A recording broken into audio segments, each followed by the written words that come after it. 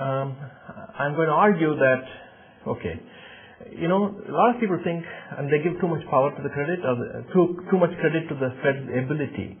In fact, one of the New York Fed chairman made the famous statement in the 50s that when the economy goes nicely and starts heating up, when the party just picks up, the Fed's job is to take away the punch bowl, basically start controlling the thing. But the problem here is that the punch is being supplied by the Chinese. So I don't think the Fed has that much. You can say they didn't want to do it, but it's not even clear that if they wanted to do it, they could have done very much. Maybe a little bit on the short-term interest rate, but even that I'm not sure. Okay, they could have. Some people will argue they could have, but they were also worried about the economy. Maybe with hindsight, one can say maybe they could have done much more than what they did. Okay.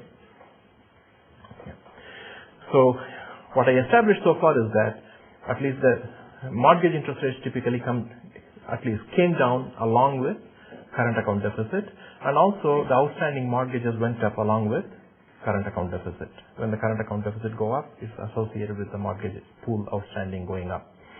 And I'm also going to argue that when the mortgage interest rate went down and the size of the pool went up, also the home values went up.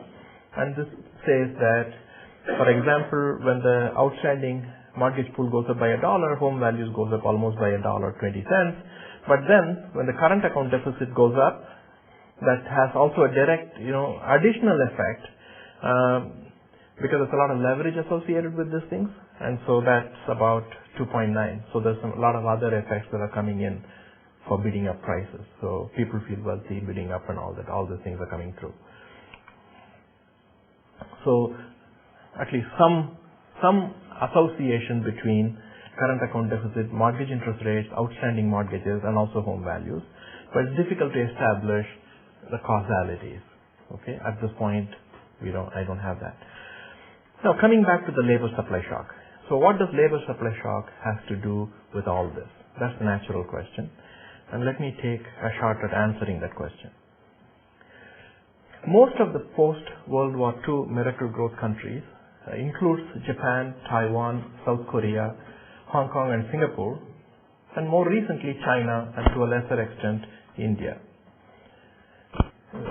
What we have to notice is that China and India, the population is huge. China has 1.3 trillion. India is very close behind. But Japan, Taiwan, Korea, and Hong Kong, and Singapore, when you take them all together, it's about only 200 million. So when these other countries developed and then became larger and industrialized and became much more, integrated with the Western world, through export-based growth, the impact was much smaller. China's growth during the last 2 decades has been the most impressive.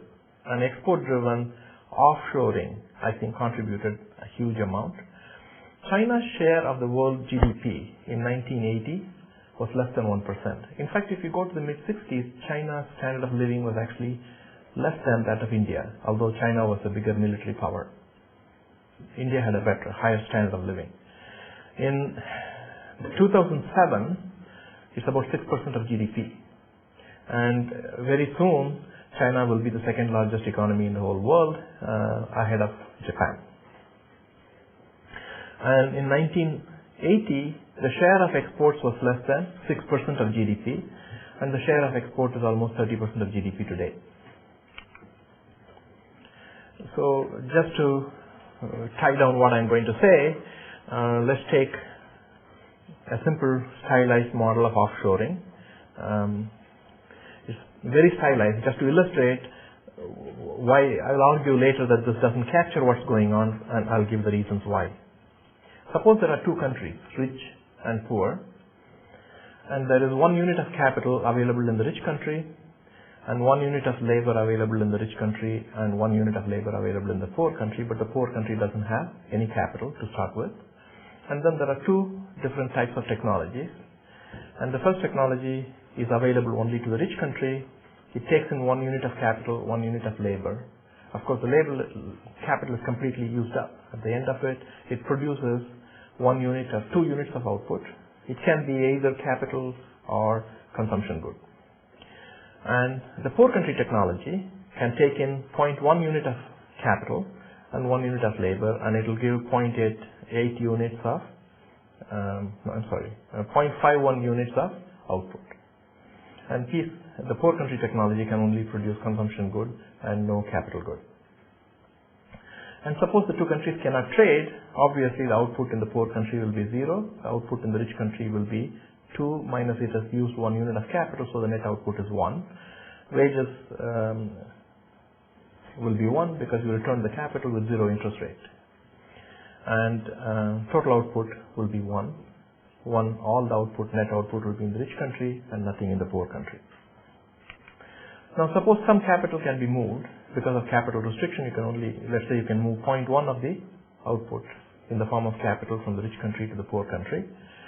They will then employ 0.8 of labor, that will be 20% unemployment in the poor country, and 0.51 unit of output, 0.11 will be transferred back to the rich country, which is like 10% return on capital they took in from the rich country. 0.4 of units will then be paid as wages to labor, and so the wages in the poor country will be 0.5, which is about 50% of the rich country's wages, and that will be 20% unemployment.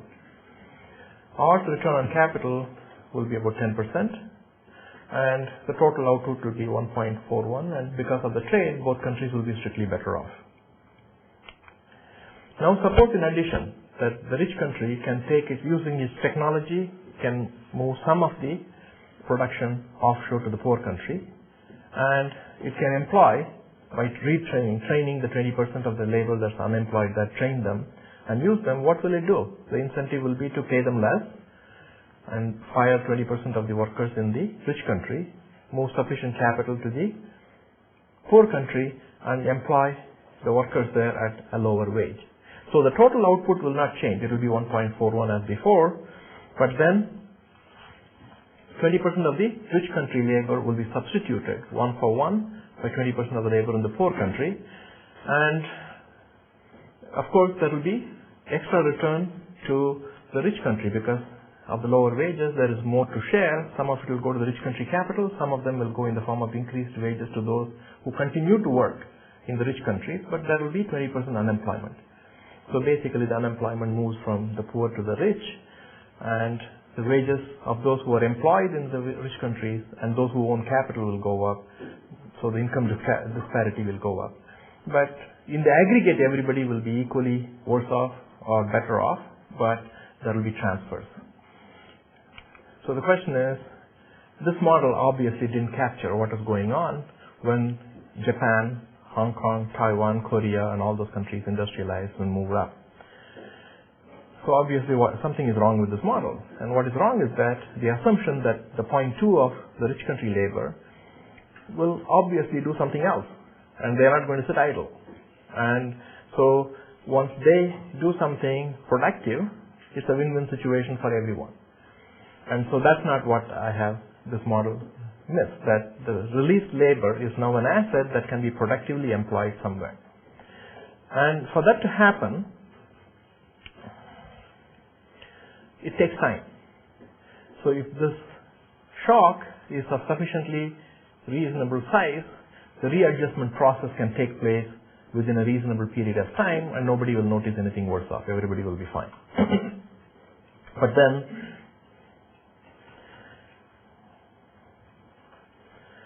I think that changes that have taken place now is phenomenal, and I think the changes are too fast for the adjustment process to take place. To summarize, there's a big increase in labor supply in the offshoring sector leading to surplus in P. P has no financial market to save in it, and when they are saving, it goes to the rich country only in the form of simple debt securities, and that doesn't facilitate.